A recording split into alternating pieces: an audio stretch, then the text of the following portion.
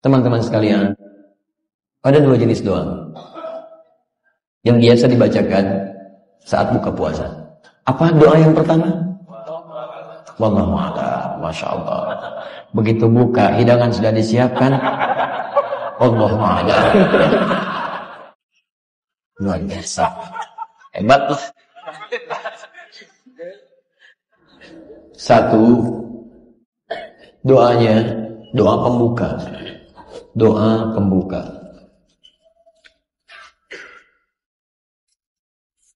Yang kedua, doanya doa inti. Doa inti. Yang ini bisa didapati di hadis riwayat Abu Dawud misalnya. Hadis 2357. Juga ada di nomor 358-nya atau juga di 2358. Yang nomor hadis 2357 di Abu Dawud bunyinya dhahaba adh-dhama wabtallat al-'uruq wa thabata al-ajru insyaallah. Diriwayatkan dari Ibnu Umar radhiyallahu taala anhuma dan hadisnya sahih dan tidak diperselisihkan statusnya. Tidak diperselisihkan. Dhahaba adh-dhama, hilanglah dahaga ini, wabtallat al-'uruq, basah tenggorokan, wa thabata al-ajru insyaallah, dan pahala serta balasan dari puasa akan diberikan saat ini. Paham sampai sini? Ya, Abu Dawud nomor hadis 2357. Rawinya Ibnu Umar radhiyallahu taala anhuma. Saya sebutkan ini nanti kalau ditanya Anda bisa jawab maksudnya. Ya, silakan dicek, silakan dipahami dengan baik.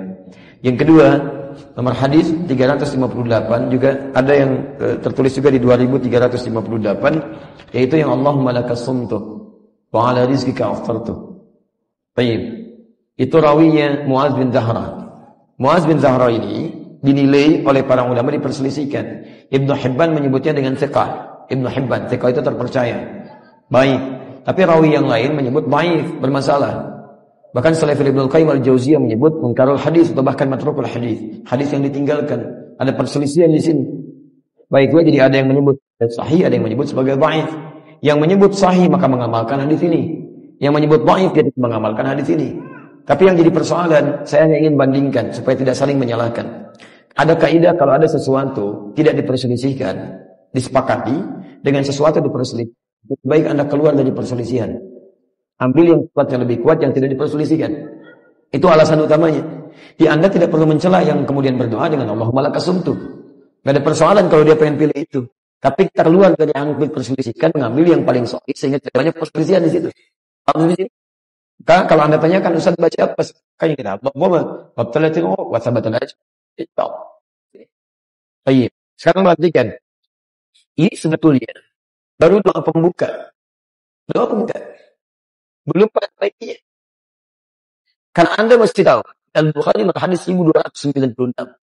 Ada yang Allah Subhanahu wa taala yang disampaikan lewat lisan Nabi sallallahu alaihi wasallam.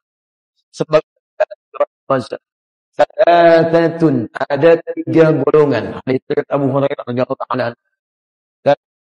Ada 3 golongan. Dan da'watuh. Yang doa mereka tidak akan pernah ditolak ketika disampaikan. Masya Allah. Begitu mohon. Siapa mereka? Satu, al-imamul adil, pemimpin adil. Lakukan itu yang adil, RW yang adil, sebagai adil. Tapi tahukah Anda bahwa laki-laki pun di rumah tangganya itu pemimpin. Maka jika Anda jadi suami yang adil, ayah yang adil, adil jangan ditafsirkan dengan kaitan misalnya maaf ya, pembahasan poligami saja, tidak. Keadilan lekat pada setiap sifat, sikap ketika Anda menjadi kepala rumah tangga. Di antara ciri khas adil misal, menempatkan aspek pekerjaan Anda. Anda di luar, bolehlah jadi bos, direktur nggak ada masalah. Tapi di rumah, Anda seorang ayah. Anda seorang suami. Jadi, satu alimah adil. Yang kedua, as-shaimat hatta yuftira. Orang puasa sampai buka.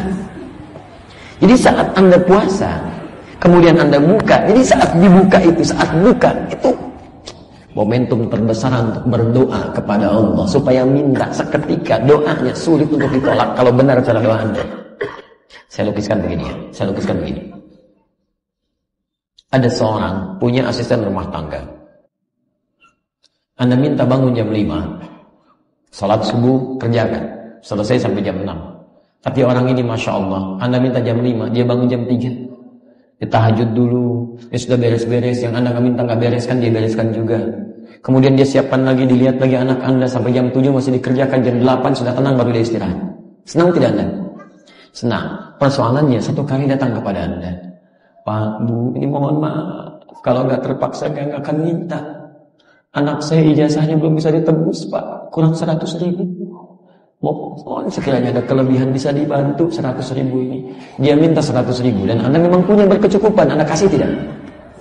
Berapa dikasihkan? Bahkan lebih daripada itu. Ada seorang membantu Anda tidak mintakan dia melakukan pekerjaan, dia kerjakan, Anda berikan. Apalagi ketika Anda mengerjakan sesuatu yang bahkan Allah Subhanahu wa taala tidak membebani lebih daripada itu. Ada orang makan, ada orang minum. Kata Allah, ini hambaku meninggalkan syahwatnya, meninggalkan makannya, meninggalkan minumnya min ajli, karena aku. Karena aku. Maka Masya Allah, lis-shaimi farhatan. Bagi orang puasa ada dua kebahagiaan. Farhatun, kebahagiaan pertama hina yuftir, ketika dia berbuka. Kenapa orang puasa ini bahagia ketika berbuka? Selain karena senang dia buka, karena pada saat itu thabatal ajru insyaallah. Pahala puasanya akan diberikan. Ajrun itu bisa berarti pahala yang diberikan saat di akhirat, makanya dia bahagia saat di akhirat. Yang kedua, yang makna pertamanya adalah bonus yang diberikan di alam. Panjar diberikan di alam. Apa di antara bonusnya? Tawaran untuk dikabulkan doa-doa dari Allah Subhanahu wa taala. Makanya ketika Anda mengatakan wa thabatal ajru insyaallah, dhahabat dhamma, hilang dahaga ini. Wa talatil uruq, basah tenggorokan. Wa thabatal ajru, sekarang ada janji Allah yang akan diberikan dan pahala nanti akan dikumpulkan. Apa di antara janjinya? Doa-doa akan dikabulkan. Makanya setelah membaca yang tadi itu, la bismillah Anda minum bacakan itu, isi dengan doa dulu. Jangan yang lain-lain dulu. Makanya setan di situ cukup jenius ya.